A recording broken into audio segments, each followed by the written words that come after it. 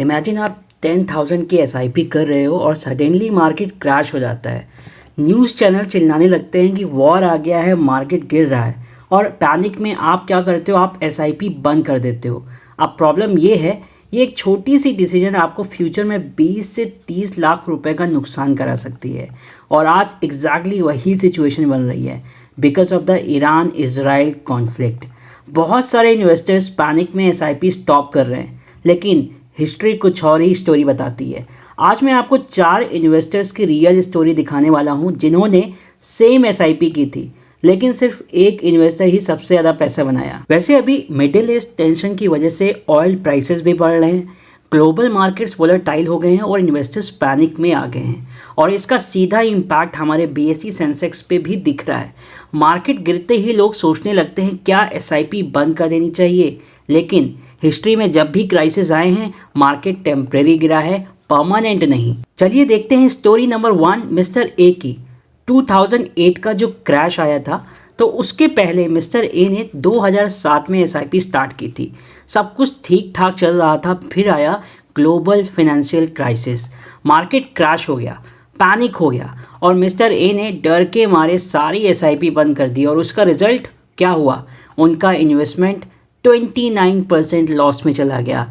उन्हें लगा stock market gambling है, लेकिन अगर मिस्टर ए ने सिर्फ 13 महीने और रुक जाते तो उनका रिटर्न होता 15% per year. Story number 2 mister B की, जिन्होंने 2011 में एसआईपी स्टार्ट करी, लेकिन 2 साल तक मार्केट ने कोई खास रिटर्न नहीं दिया, तो उन्हें लगा मार्केट तो बेकार है। उन्होंने इन्वेस्टमेंट एग्जिट कर दी और उसका रिटर्न ऑलमोस्ट ज़ीरो। लेकिन अगर मिस्टर बी ने सिर्फ 1 साल और वेट किया होता तो उनका रिटर्न होता 19% पर ईयर।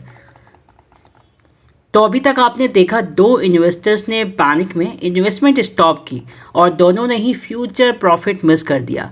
लेकिन अब जो 3rd और 4th इन्वेस्टर की स्टोरी है ना, वो और भी शॉकिंग है।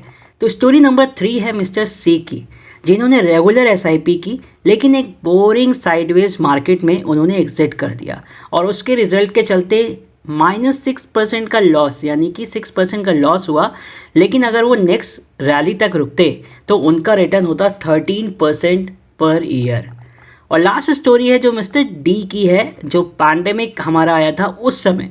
तो मिस्टर डी ने 2017 में एसआईपी स्टार्ट की थी, सब कुछ नॉर्मल चल रहा था।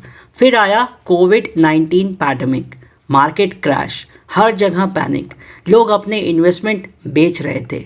लेकिन मिस्टर डी ने एक डिफरेंट डिसीजन लिया, उन्होंने एसआईपी कंटिन्यू रखी, और जब 2021 की रैली आई तो उनका रिटर्न बन गया 17 to 18% पर ईयर। तो आज फिर वही सिचुएशन रिपीट हो रही है because of the Iran Israel conflict.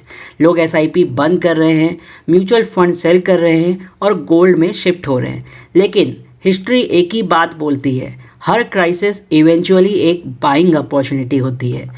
So investor की सबसे बड़ी गलती होती है पैनिक के टाइम एसआईपी बंद कर देना, क्योंकि एसआईपी का सबसे पावरफुल रिटर्न क्रैश के टाइम ही क्रिएट होता है, क्योंकि क्रैश का मतलब होता है सस्ती यूनिट्स, और सस्ती यूनिट्स का मतलब होता है फ्यूचर वेल्थ।